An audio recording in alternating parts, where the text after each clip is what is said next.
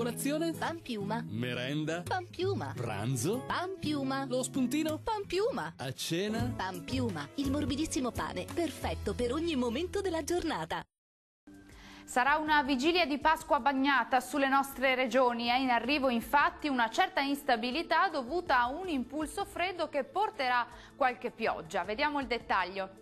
Sul Veneto molte nubi con piogge e temporali diffusi sin dal mattino, soprattutto sulle aree centro-settentrionali e occidentali. Andrà meglio sul sud veneziano e sul Rodigino con tempo più asciutto e anche più soleggiato.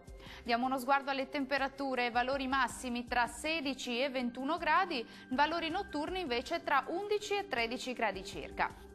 Giornata decisamente instabile anche sul Friuli Venezia Giulia, nubi e piogge diffuse sin dal mattino anche con temporali possibili un po' ovunque sulla nostra regione.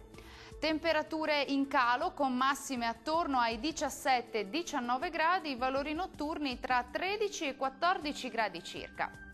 Che tempo farà invece sul territorio del Friuli Venezia Giulia? Anche qui peggiora il tempo con nubi e rovesci o temporali diffusi più intensi sul Trentino, qualche schiarita in più invece sull'Alto Adige.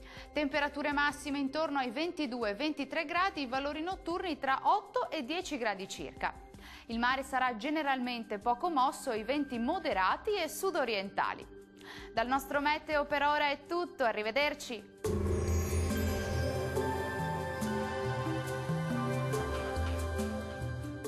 Colazione? Pan piuma. Merenda? Pan piuma. Pranzo? Pan piuma. Lo spuntino? Pan piuma. A cena? Pan piuma, il morbidissimo pane, perfetto per ogni momento della giornata.